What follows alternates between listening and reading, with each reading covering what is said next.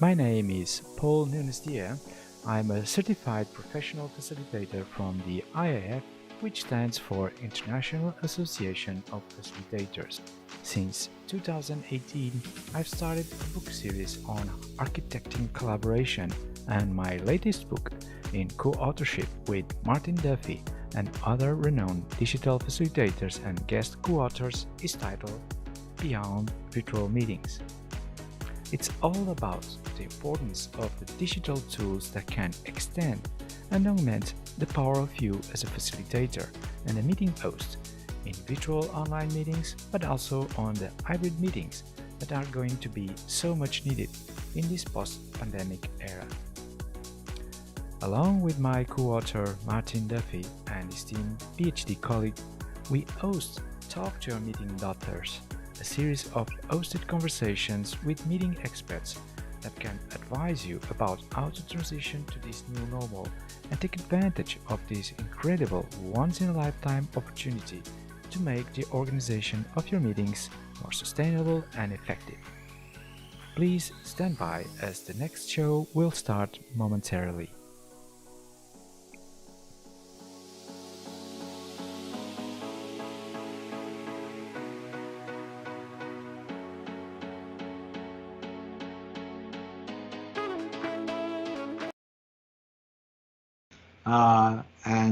I don't regret it. I love England. I love Europe. I love going back there. I had a wonderful time in Rome in November.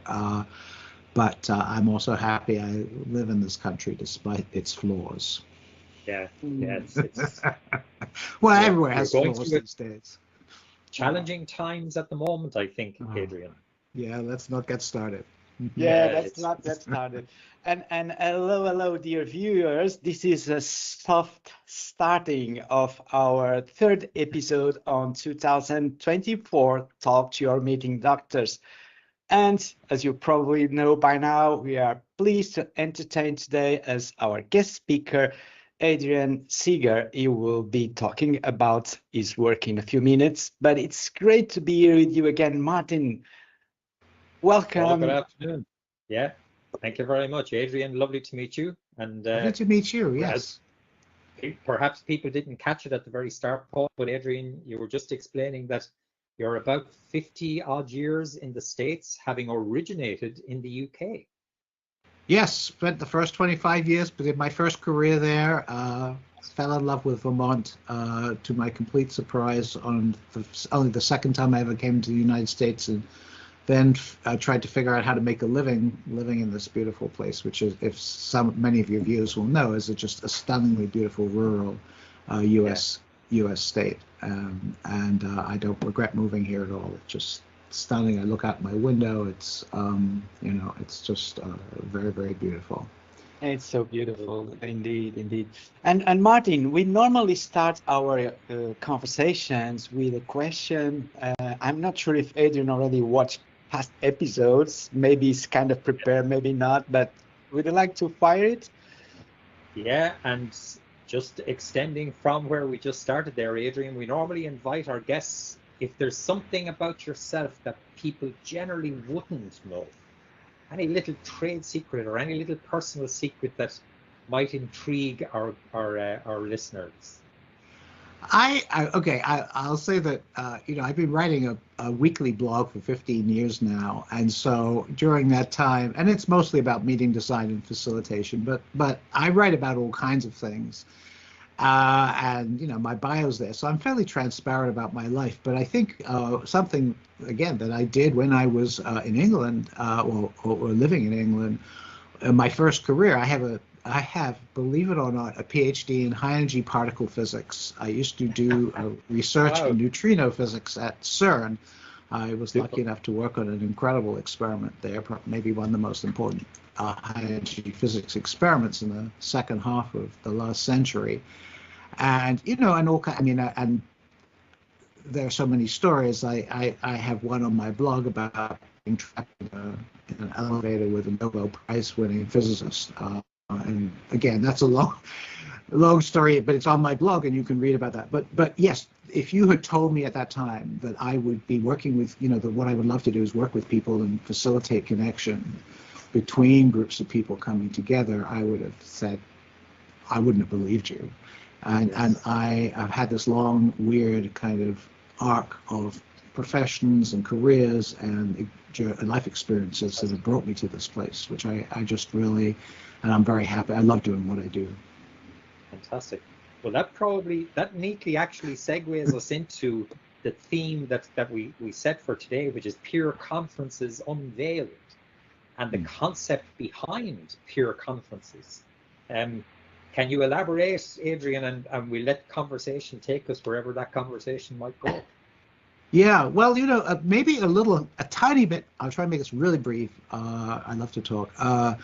Of historical context, because when I was an academic, on my bio, my bio says recovering academic. But when I was an academic, I went to all these academic conferences, as a grad student and so on, with all these physicists, and I hated them because, you're in this room with 100 physicists, and it's like, these are interesting people, and and so on, and the format was all, some famous physicist, there's a lot of status about being in the front of the room and giving a speech for an hour, and maybe there'd be 5 minutes for questions at the ends, and and the questions were more about showing what a smart person who was asking the question was about actually learn.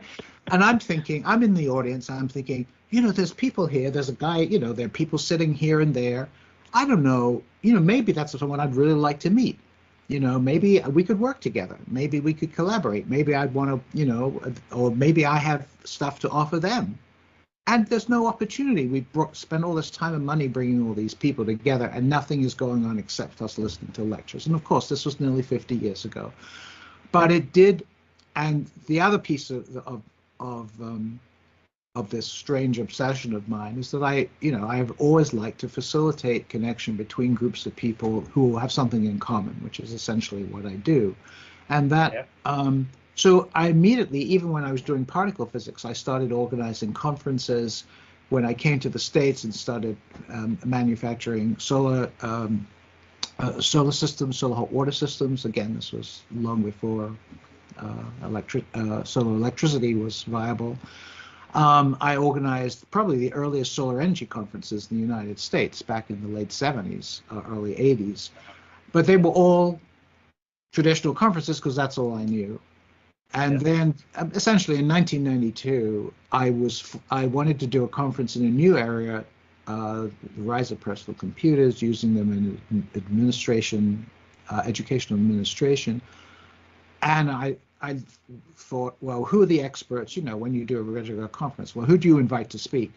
But there wasn't anyone to invite to speak because it was a whole new field. It's all new, yeah. So it was all new. So it's like, so how do we do this? I know there are a lot of people doing this thing. And so 3 of us invited a group together, and I invented this kind of approach on the spot. This is in 1992 for a conference where it's like, well, here we are. We're all doing this thing. We don't know each other. Most pretty much don't know each other. So we have to have some way of finding out about each other, what we do, where we live, anything important, what we're working on, what our problems are, what cool things we've done that other people might want to hear about. So we did that. And then it became pretty clear, like, well, there's 3 or 4 things here we really need to talk about. And boy, there's a couple of people here who have actually done these things. So let's have them. So we created a session, we created a conference on the fly. We had no alternative because we didn't know what else to do. And then at the end of it, we essentially said, well, this has been fantastic. We created this conference. Everyone loved it because it was what the group clearly discovered it wanted to talk about, the various things. And then we had this, then it's like, so what should we do now? And that conference has now been going for 30 years, over 30 years. And as an annual recurring it's an annual event. It's a 4-day event, and it's still defined the same way. You go there. It's a very clearly defined group of people who have something in common, and they go, and you never know what the conference program is going to be. And I developed this process. This is kind of how I got into all this. That group spends half a day learning about each other, who's there, what they want to talk about, what the resources are, generating a conference program out of that information. And then the rest of the conference, you run that program. It's very an informal program. It could be lectures, but it's very rare. The discussion, small group sessions with a lot of participation. There might be 2 or 3 people running a session because it turns out they know something about the topic. It's very informal. And then I also, over time, developed processes for figuring out, well, what have we done here? What I call a perspective, looking back into what's just happened, and giving a group and personal experiences of what that was like, and then a prospective, the future. What should we do now? Is there something? And that group, for example, over 30 years, has come up with several initiatives outside the conference. It's like, we need to do this, let's set up a task group to do this, etc., and so forth, and created whole new projects as a result. But the conference itself is different every year, and it adapts to what the people who come to it want and need, and they love it. So who drives it, Adrian? What's the underlying driver, or is that, you mentioned the conference? Mm-hmm. Are there multiples of these different groups with different agendas or different topics of interest, or how does that work then? So again, maybe the historical perspective is a good way to go. I started doing. I loved doing this event. People loved it. It was clearly going to continue. Other people found out about this format of what I was doing and asked me to do these conferences eventually on topics that I knew nothing about. So I thought, well, this is great, but will it work? Will this work if a group of people who own, independent garden centers in the United States get together and want to talk about stuff, or whatever it is, or people who own sports venues in the United States, association that of all the people who own sports venues in the United States. And I eventually discovered over the next 10 years that it seemed to work for everybody. Everybody loved this generalized format that I've just described, outlined to you. And that's when I decided I would write, my first book, Conferences That Work, Creating Events That People Love, to talk about that format and make it available to anyone who wanted to do it. And that book came out in 2009, and suddenly I was in the meeting industry. I mean, this was my 5th career essentially, and I had been doing these events for much longer than that, and being involved in convening events for a very long time, well over 40 years. But so the answer to your question is, I wrote a book about it, and then with a website and a blog, people started finding me and asking me to do this. And once I started doing this in the meeting industry, I was doing a huge number of events, and that gave me over time, I experimented, tried new things, new approaches, and eventually, wrote a couple more books on different aspects of how to do this work. Super. So is there a process that, a framework or a process that you adopt generically, that probably then do you tailor that per the different particular groups that you end up working with? Is that how it operates?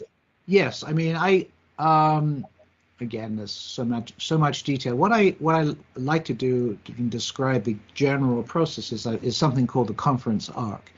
If you're creating an event that becomes the best possible event for each person who comes, that's my goal. I mean, that's the simple goal. That implies so many things. It implies that you can't have a predetermined agenda, because you don't know what these people who actually arrive at your event are actually going to want to do. You don't know what resources they have that might be amazing for other people who are there, and so on. So the framework is very simple, and I call it the conference arc. I think of any event of the kind that I do as having 3 pieces: a beginning, a middle, and an end.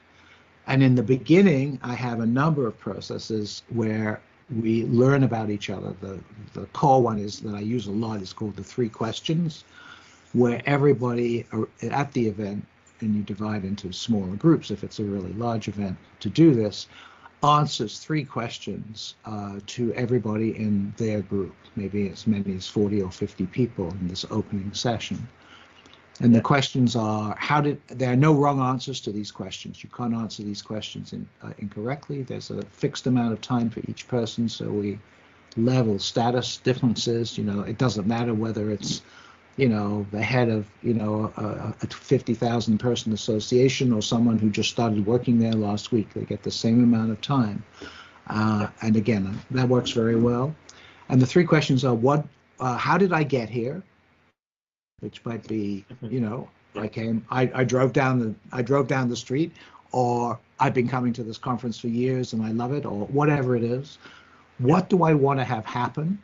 So in other words, if this conference was amazing for me, what would I want it to look like? What would I want to be talking about? What problems do I have that I'd love to find someone to help me work on together? What things do I want to do? And I want to find other people who want to do them. And then the third question is what experiences or expertise do I have that others here might find useful? So there you get to talk about, well, I just did this cool thing last year, and this happens at almost every event where someone says something like that. We worked on this, and there's 20 people in the room are like, oh, we're just about to do that. Can you talk about? And bingo, you have a session that no one even knew was needed. That kind of stuff. So that's the beginning. The middle is the kind of bread and butter. You actually then run those sessions. And I have a whole set of fairly simple instructions for people who haven't been to these conferences before so that they get the best out of those sessions. They're very participatory. There's some, and I have some, literally one piece of paper, double-sided piece of paper with tips for anyone who's facilitating or leading those sessions, which I find that most people with these instructions can do very well. Yep. And then the third part, the end of Into the Conference arc, is a set of 2 things called, there's a personal introspective, and that's a time, an exercise where people think in the moment, what has happened for me? What do I want to change in my usually professional life as a result of being here?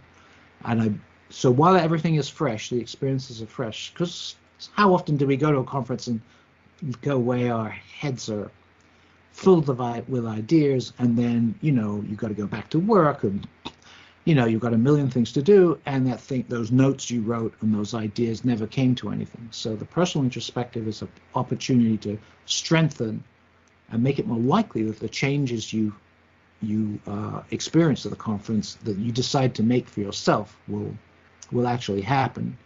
And the last part is this thing called perspective. I just actually have a blog post that came out this week about the perspective, which is where the group as a whole, the entire group, very simple process, works wonderfully well, talk individually about what their experience of the conference was. They start off with the stuff that they liked, and then they start with the stuff not that they didn't like, but they think could be improved or changed in some way.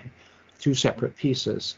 And that does 2 things. It gives the whole group a collective experience of what the event was like. We all have our own, but you might say, I really didn't like that session. And then you hear 3 other people say, that session was fantastic for me. And that doesn't change it for you, but it gives you a feeling for why the whole community did that thing.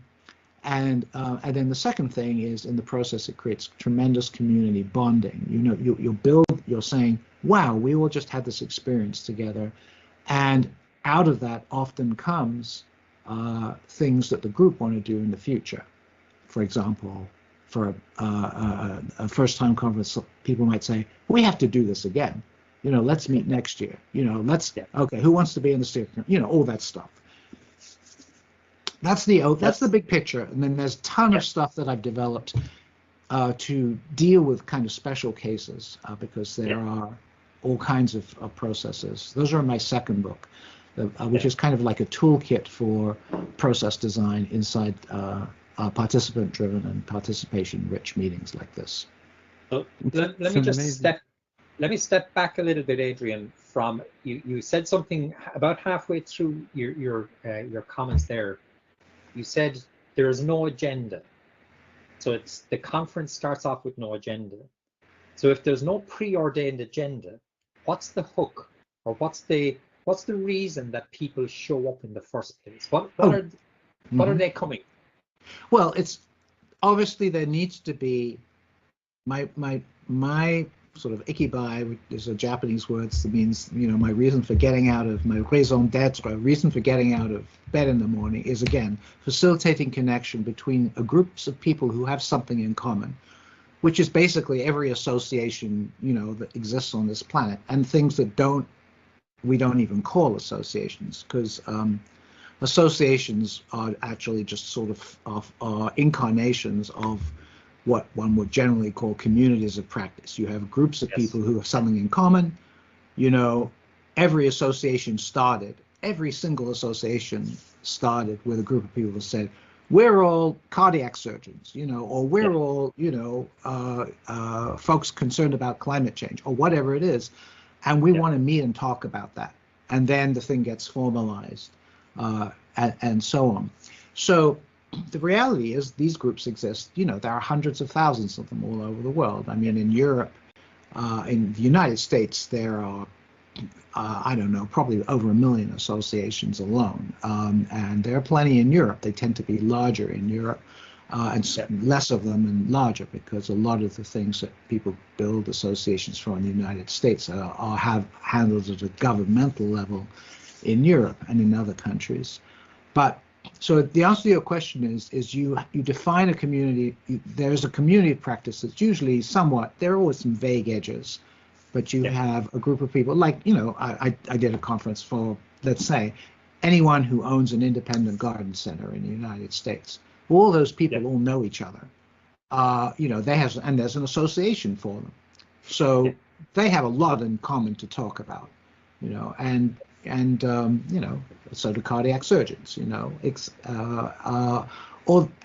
so that's how you define the group. The group kind of self-defines.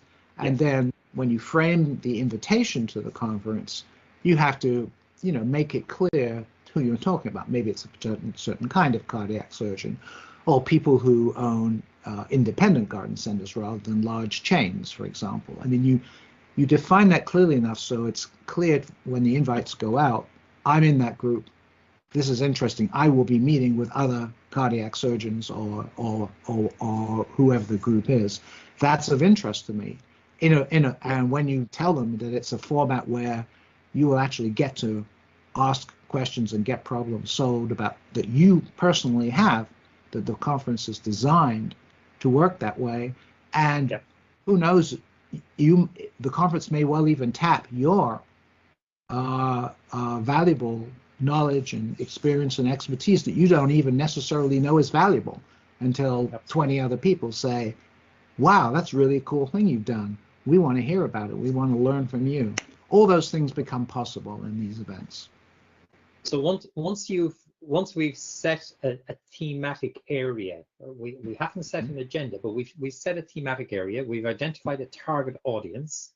We've pushed out the invites. We've set the date. We've got the venue. People rock up, and now what happens? And let me be a bit more specific, actually. So very often there's going to be somebody is going to cheerlead from their perspective, and they're not always necessarily the best people to hold a group together, but they'll almost always want to take the lead. Is that what happens, or is it more structured and more managed than that?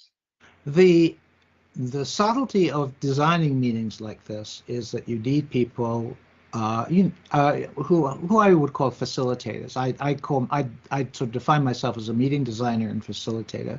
So clients will often ask me to facilitate the meeting.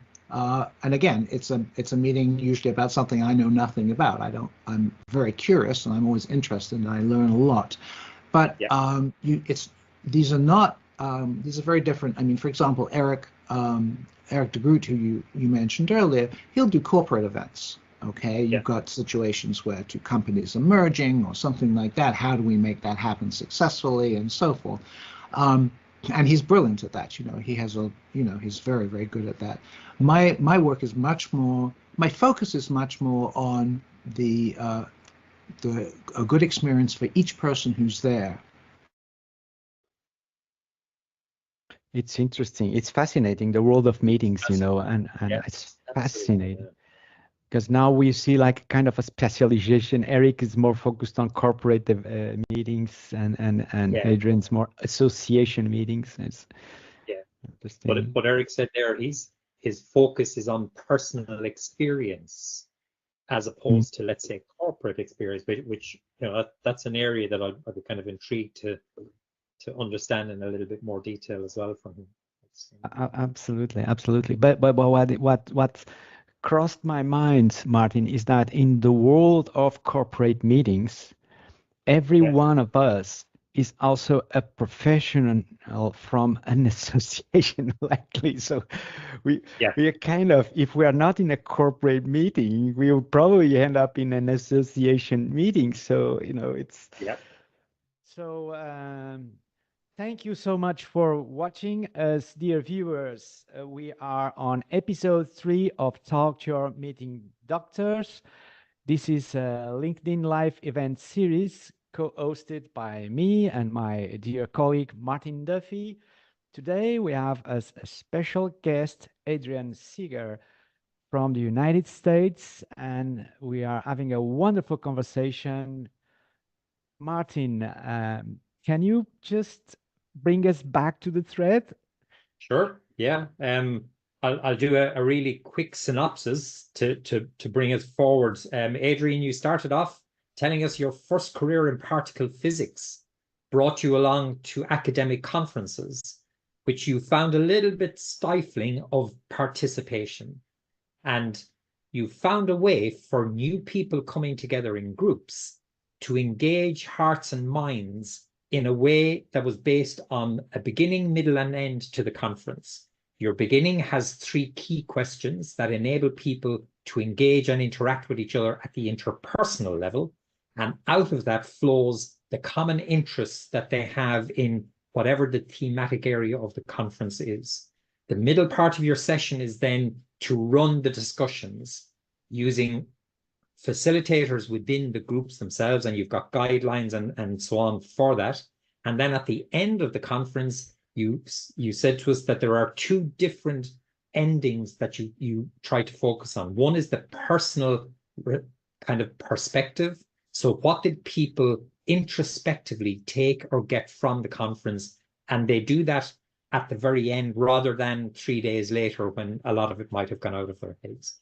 And the second thing then is to look at the collective perspective. So it's a kind of a feedback within the group about the conference itself. What was good and what wasn't necessarily so good that we might improve the next time.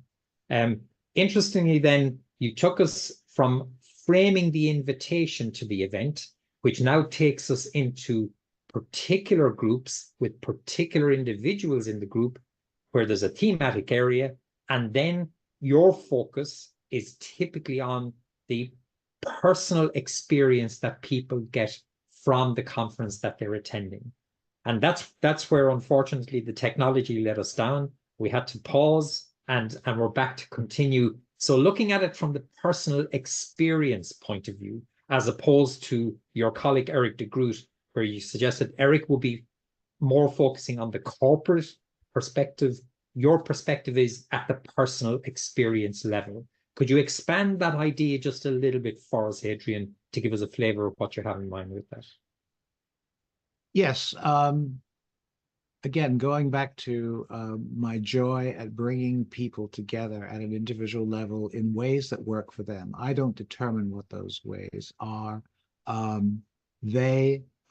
give them the support and structure for them to create the connections and the sessions that they need, and give them good process to allow them to run those sessions. Yeah. I will add in the beginning piece, after that uncovering of who's there, what they want to talk about, and what the resources are in the room. The saying, the smartest person in the room is the room. Yeah. We've uncovered the whole room. I have a whole bunch of ways to take that information, which in many cases is being scribed, collected for all the participants to be able to refer to, and turn that into a conference program. There's an art in doing that, in taking what you hear, and I use all kinds of techniques. Many of which are described in my second and third books. The third book is basically about that whole process, event crowdsourcing. It's about how do you create an event that zeroes in on what are the methods you need to do to take all this information, first of all, to uncover it, and then take it and create an event that's maximally useful for the people who are there. Yeah. So again, my perspective is Eric will get a client who says, this is what we want to achieve for this organization. Usually it could be an association. Yeah. And he will come up with some very creative ways outside the box, using these elementary meeting techniques, which he's really great at. He's a very creative guy on coming up with, to create a meeting that serves the needs primarily of people at a higher level, in a way that works for the whole organization. Whereas my focus is kind of from underneath. My focus is I'm interested in every single individual person who comes. Well, how can I make their experience, the utility of that event, maximally useful for them? And what I found, and I've been doing this for a long time now, decades, is that when you do that, the group as itself benefits. The stakeholders, the sponsors, the folks who brought the event together, maybe the leaders of the association, are very happy because the event is very energetic. People are very happy with it. And it also, at the end, in that last session, often comes up with whole new directions for the group to go that are from the bottom up. They're not imposed by some leadership at the top, but the people in the group, the people who form it, that community of practice is saying, hey, this is what we want to explore. This is where we want to go. And those initiatives are very likely to be successful, much more successful in general than the sort of top-down directive of people at the top saying, we think we should go here. And their intentions may be great, but they don't necessarily, as we all know, that doesn't always pan out that well. Absolutely. So what kind of time scale for that type of conference then? Is there a typical time scale over which a conference like this would run? That is a wonderful question. And again, that's part of the art of designing a meeting. Yeah. That conference has been going on for 32 years now. That's a 4-day conference. So you have plenty of time to do all kinds of stuff. It starts up with a half day and then there's 3 full days after that. But sometimes people don't have, that's actually a rarity these days. Yeah. I can do something useful in any amount of time. I mean, the popularity of probably the most well-known format in this genre, which is open space technology, which most people know, you can run an open space technology thing in 2 hours, Yes, but there's no, and I've written some critiques of open space, and some people think that what I do is, it's got to be open space. So open space is just one of many formats. Yeah. It has a number of advantages, one that it's fairly well known. It has some disadvantages too, in that it tends to, in my experience, cater to extroverts who are happy to come up at the start of the thing and say, I'm going to do a session on this in room so-and-so. And it's true that, people don't have to go to it, but there's some time wasted there. And, it's inefficient because you go there, it's like, this isn't really what I wanted. Well, you can leave, the law of 2 feet. Yeah. And so on. I believe if you've got the time, so if you have half a day or a day and a half or 2 days, it's worth doing this for this beginning piece that I described to you in general terms, where you take some time to find out what everybody is interested in, not just the people who are like, I want to do a session on this, or I want to, which is great, nothing wrong with that. But the introvert who actually is a fount of knowledge on a topic, but isn't likely to stick their hand up and say, I want to run a session, gets lost in that. you don't hear from those people. I've talked to people running open space who have said, I know that there was a world expert on this topic, you know, in this area in the room, and they never offered a session because that's just not the kind of person they are. That person would be far more likely for in the processes that I use to be unseen, acknowledged, and people would say, we really want to hear from you, you know, on X, you know, that you know a lot about. And that person is much more likely to take part in the event. Yeah. I was going to specifically ask you about open space because I've run a number of open space events myself.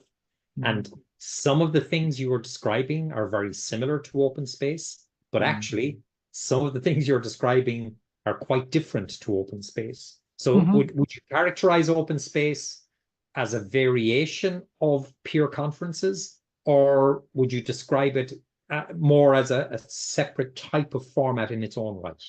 No, I think it's definitely a participant-driven, participation-rich format, and that's kind of how I describe the peer conferences that I run. But I've run open space when time is really limited. If you've got 2 hours and you've got a group together, and it's like, well, what do we want? What do we want to do in 2 hours? Yeah. Open space is probably about the only reasonable format you can use. I believe, from my long experience, that if you have more time, it is well worth spending a certain amount of time. And again, the amount of time it takes. You don't have to take a half a day to learn what's going on. That a half a day is plenty of time for everybody in a group to learn, to get a really good picture about who's there, what they want to talk about, and what resources are in the room. But you can do that in a much shorter period of time at a shorter event. So part of the art of doing this is from my experience, people will say, well, I have a day and a half. Clients come to you and say, I have a day and a half. What should I do with it? And I can say, we should spend this much time on this much time on this much time on this. Maybe there's not enough time for a personal introspective because it's a short event. We'll just have that spective at the end. So that's the benefit of using someone like me, because I've done so many of these things, and knowing what you do with the time.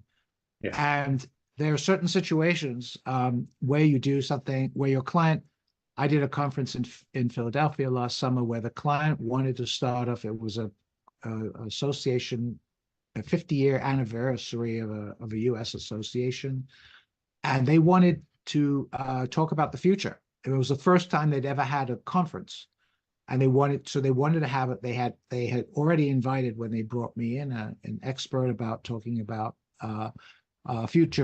forecasting the future. And then they had a panel with their experts with that person. And then they brought me in at that point to open up the event and say, well, what do we want to talk? Having heard all this, these really good ideas and thoughts about the future, what do people now actually want to talk about? I used a very different technique at that point because a lot of information had already been uncovered. We had only had a limited amount of time and so on. Yeah.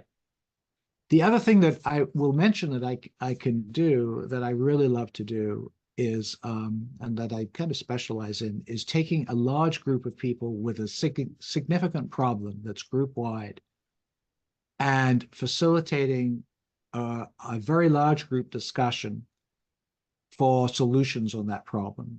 And I have a technique called the fishbowl sandwich, which I developed out of need, which works incredibly well and brings up all kinds. It's basically tapping the wisdom of the group for ideas, and people who, again, don't even know that they have a fantastic solution that half the people in the room, I mean, I've experienced this numerous times. Someone comes up on stage and says, well, I don't really have this problem because I do X.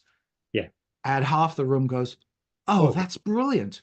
And the magazine editor for the association, journal comes up and says, can I interview you about, I mean, it's just incredible. And this person was just someone sitting in the audience who's like, well, I don't have this problem. And then the process brings them up on stage and they share, and it transforms the, group, and you find 3 other people who have fantastic ideas. And it's a very valuable session for dealing with large group problems that everybody has. Yeah. When you say large group, Adrian, what scale are we talking about? Good question. You can do what I just described with hundreds of people. Yeah. And there's a whole issue about how some of the things I do scale and how you scale things, because as we all know, a meeting with 50 people when facilitated right is very different from, in the same amount of time, 1,000 people. There you have to do different things. Typically, though, the best events are relatively small, up to hundreds of people, because there's no way you can facilitate really effective connection between 500 people in a day. You can't. I can do that better than a traditional conference can, but you're not going to meet all other 499 people and get to know them in a day. It's impossible. Human beings don't work that way. Yeah. Really interesting. The fishbowl sandwich. Just the name is intriguing. What is there a trade secret behind that we No, can't I write about these things. One of my mentors, Jerry Weinberg, said a long time ago don't have any secrets. Basically, share with your clients. I found this worked out very well. So fishbowl sandwich, it's described in my second book in detail. It's a very simple technique. It starts off with pair share in the audience. So basically you have, when I use it for problem solving in large groups, what you do is this. You have so you state the problem. You might have 3 people who have some ideas on how to solve the problem come up before the group and give a absolute max 5-minute description of how they are approaching this problem. So that kind of primes the audience to think about creative ways. Then you do a pair share where you just get everyone in the audience is in pairs, and each person talks about their personal experience of that problem, and and how they're dealing with it. If they have some way of dealing with it, maybe they're puzzled with one other person, and then so that's a standard pair share, standard facilitation technique. But that gets everybody open. Everyone in the room then has said something to someone else in the room, and that opens up. And if someone says, I did this, and the other person says, wow, that's really cool, maybe you should say something, in the main part of the session, because I think other people will be interested. So you've primed everyone. And then I run a fishbowl. You all know what a fishbowl is. Well, there are several kinds. But basically, I have a stage. You have the front of the room. I'm in a chair. There are 4 other chairs. And the fishbowl, for those of you who don't know what that is a wonderful technique for working with large groups of people and controlling conversations. The rules are very simple. You can only speak if you're sitting in one of these chairs in the front of the room. So I'm sure, Paul, you know this, Martin, maybe you know this too. And you invite people up to speak. So you say, okay, we've heard some things. You've had some discussions. I'd like to hear people who want to talk about their particular problem, or maybe you've got a great way of solving it and so on. Come up here and sit in the chair. If you want to say something, come and sit in the chair. People come and sit in the chairs. I have the mic, maybe a few mics. I facilitate a conversation between those people. The other rule of fishbowl is when you finish what you have to say, you leave a chair. And another rule is if all the chairs are full and people are sitting up there, and someone else comes up, then someone in one of the chairs has to leave. So you have a conversation with a facilitator and a maximum of maybe 4 other people at any one time. Sometimes I'll facilitate those 2 people are talking amongst each other. Sometimes it's individual statements and so on. And it's very dynamic. Anyone from the audience can come up. And then the last part of the sandwich, it's called a fishbowl sandwich because it's a fishbowl sandwiched with a pair share at the beginning and a pair share at the end. Okay. The final pair share is lessons learned. What did I learn today? And you do that with someone else in the audience, and you say, wow, that idea was really a great idea. I'm going to do that, with my business or my group when I get home, and so on. And again, that's a cementing technique. Like the perspective or the personal introspective I mentioned earlier, pair shares are very good at reinforcing change, because the other fundamental thing about the conferences I do is that I'm always interested in creating change in people's lives that work for them. And if you go to a conference and you have a good time, but nothing ever changes in your life, I would argue there wasn't much point in going, or wasn't any point in going. I mean, apart from having a nice time, but I don't have to go to a conference to have a nice time. You know, I want to learn stuff. I want to get new ideas. I want to maybe change my life. I find a new someone who can offer me a new job or a new position or a new way of thinking about things. The So really that's very interesting important. thing that I'm picking up thematically, that I'm picking up from each of the points that you're elaborating for us, is this idea of personal experience. So, you know, the idea of using the pairing discussion, where that's opening up, creating the kind of the unbounded part of the conversation, but even still with the fishbowl part, we still have four people having conversation at an intimate level, and then the pair share at the end is consolidating the takeaways, and it's people repersonalizing. So that seems to be a fundamental theme that I can feel threading through everything that you're describing there, which is really fantastic. Right. In terms of scale, you know, where you run an event that's, say, between 50 and 100 people, can you give us a sense of how you manage to bring that personal into that scale of collective? How does that mechanically work in your events? Well, the whole event design is designed to model and support personal interaction, not pointless stuff like, you know, icebreakers and stuff like that, which I think, you know, are terrible things. Yeah. You know, a lot of people think, oh, we're going to do that. No, this is the crucial thing is, and that's why the three questions that I talk about are so important. They get to the heart of what it is people want to know about each other at an event. You know, when I was that grad student sitting in an academic conference, I wanted to know why that person three chairs away from me, I wanted to know what they did, why they were at this conference. I wanted to know what they were working on. I wanted to know what they knew about. And then that's all the information you need to have a conversation with those people. So when you design these aspects, the wonderful thing I've learned, because I've done a huge amount of group work in my life, is that you can gently, you know, and hopefully ethically take people to places that they would never go by themselves. We all know this, I think, you know, and that's one of the things I love about group work. And I love taking people into this framework process, these processes, and they suddenly discover that they're talking with their peers in a way that is a way that they love. You know, it's like, wow, I went to this session. I saw that there are three people here I really want to talk to, and then I can get to go and talk to them, maybe in a session, maybe out in the hallway. And I found that out on the first half day or the first few hours of the event. And even if nothing else happens at the event, the fact that that session introduced me to those people is incalculable. Maybe it changed my life, you know, or their lives.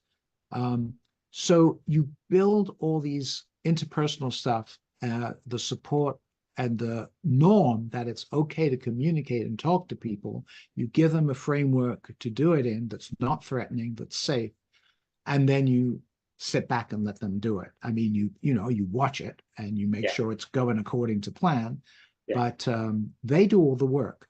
Yes, absolutely. That's what facilitation really, for me, is about. You know, you intervene, and if your design is good, you don't need to intervene very much.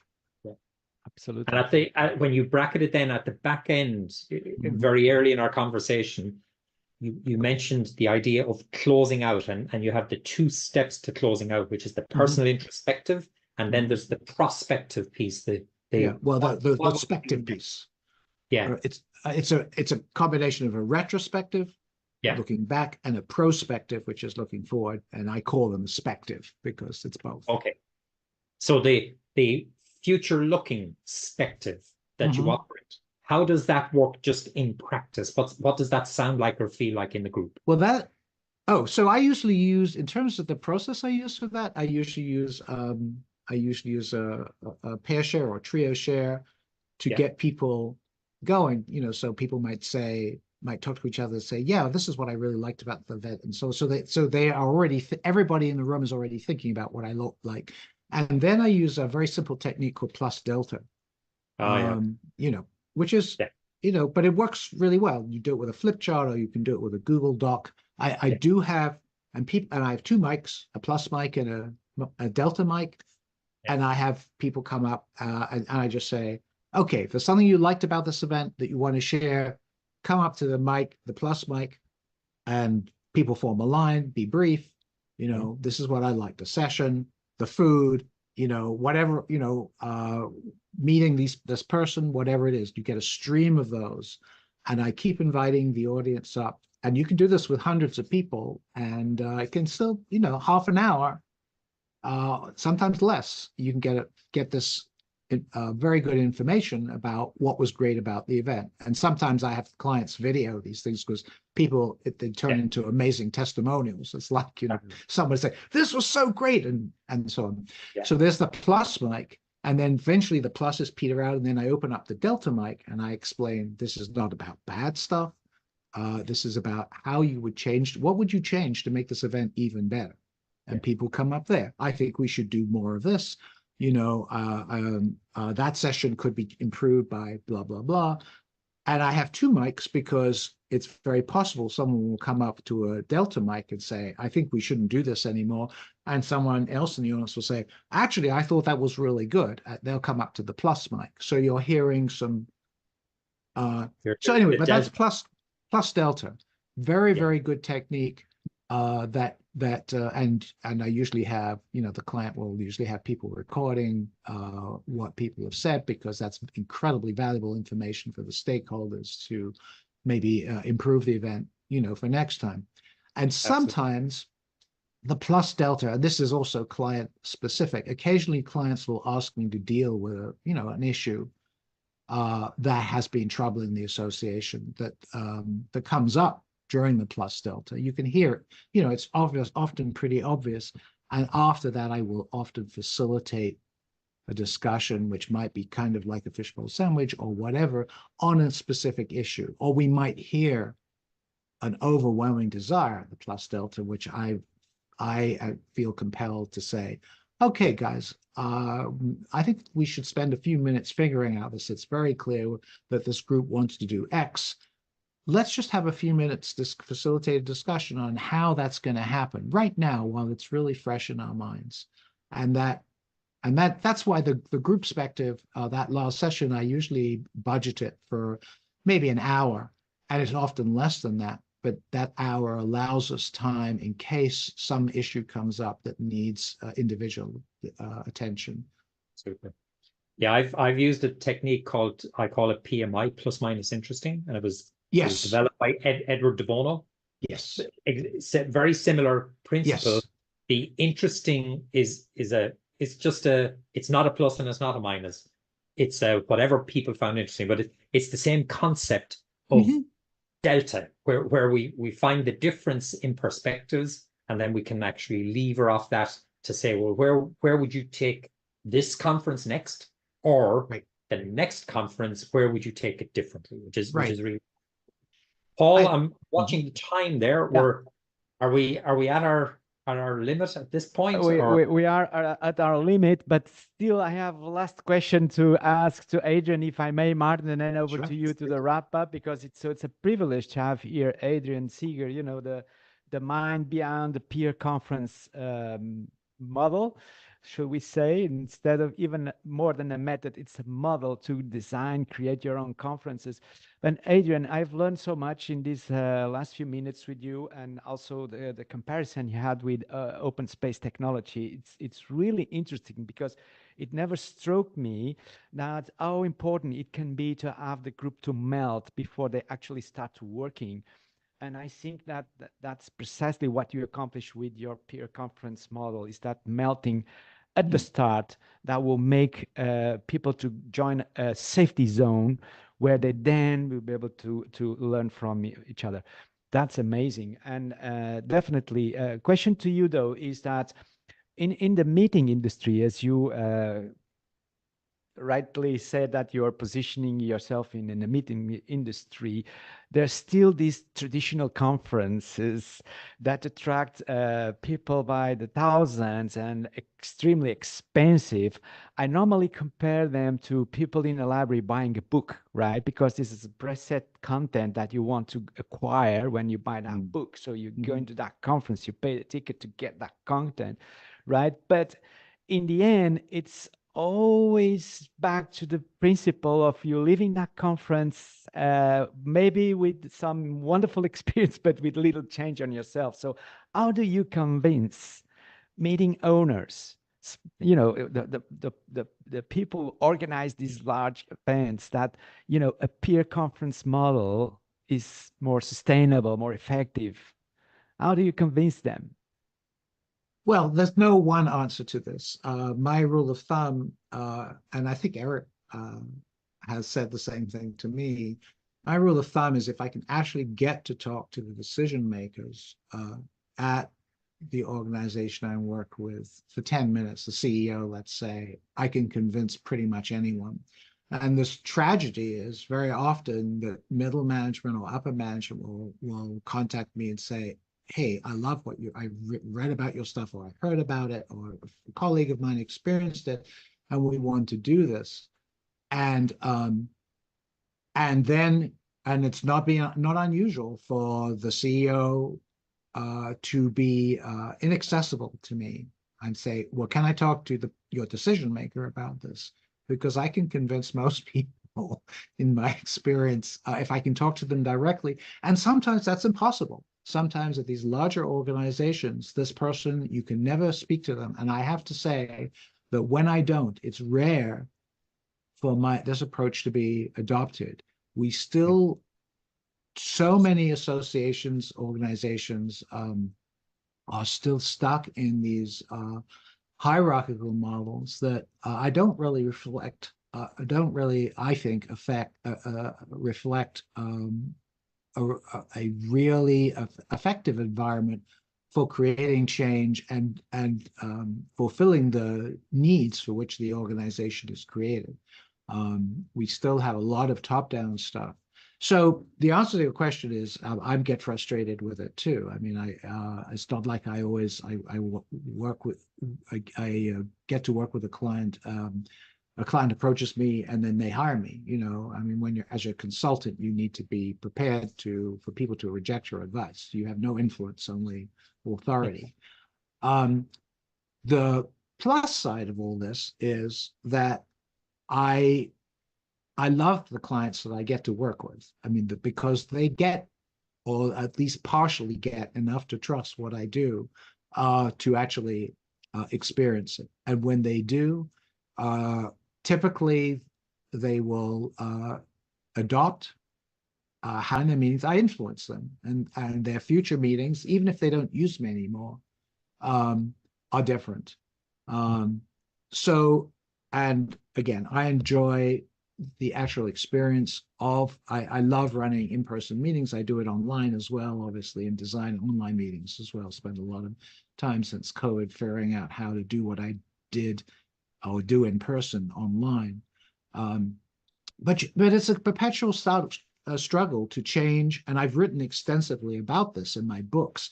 Why, and I think Eric talked about it too, we're all indoctrinated in school to sit there, and the model that every single one of us still gets is like, there's a person in the room who talks to you for 15, 20 years, whatever, who knows more than you do.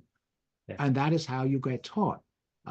And so, that's how I was taught. And for years, that's when I was a college teacher at one point, I taught the same way too. I didn't know any better. But my sort of vocation and desire is to spread the way I've described to you today, to create meetings because when I would say it's 90, in the very high 90s of people who go to these meetings, the most common response is, I don't want to go to a regular meeting anymore. That was just fantastic. And that's growing. And we do see that, luckily, in the meeting industry. When I started, people were still doing totally conventional events, and open space was this weird fringe thing.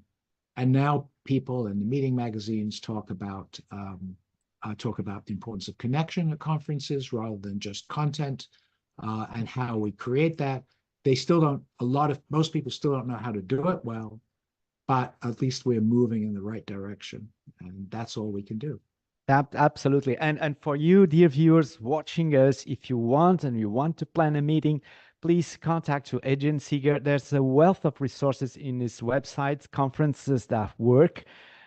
Myself, I'm a user because I also use Adrian's stuff when I prepare some of my meetings. And it's definitely well worth to read and access those materials. And Martin, this reminds me that the more association meetings we have that are peer-based, peer model conferences, maybe that kind of energy that you get in this association meetings, once you get back in your corporate environment, in your organization, then you say, oh my God, this meeting sucks, right? Yeah. And probably is going to force in corporate meetings to be more effective as well. Martin, I think we are close to the time. Over to you to wrap up. And Yeah, dear viewers, there's one. I did a small summary because of our technical glitch in the middle there. But actually, just in the last 15 minutes, Adrian, there's one really significant takeaway that I'm getting from what you've said. And it was a throwaway comment you made, but you talked about bottom up versus top down. And when we compare and contrast what Eric talked to us on our last episode about, would be more reflective of a top down corporate type approach, which is fine, no judgment made on that. Sure. But how you describe your approach is very much a bottom up.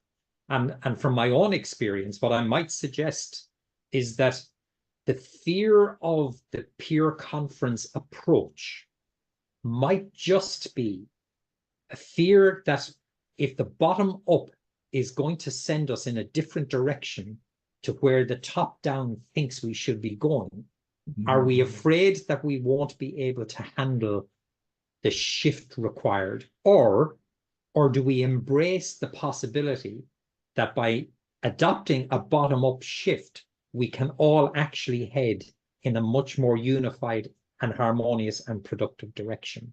So I think there's a fascinating, the concept of peer conference, as you've so generously shared with us, Adrian. I think it really does open the possibility of that bottom up input to the overall future direction that our group or our collective or our association, our organizations, whatever they may be, that bottom up input, there's a ready-made way in which we can get that. The question is, are we brave enough to try it?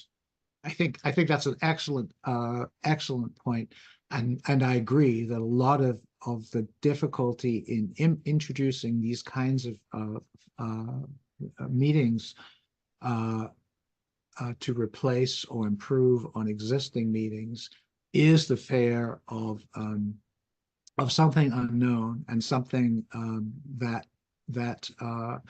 one doesn't have control over. You know, in a hierarchical organization, people are like, well, we know where we're going. There are people who are leading us, and so forth.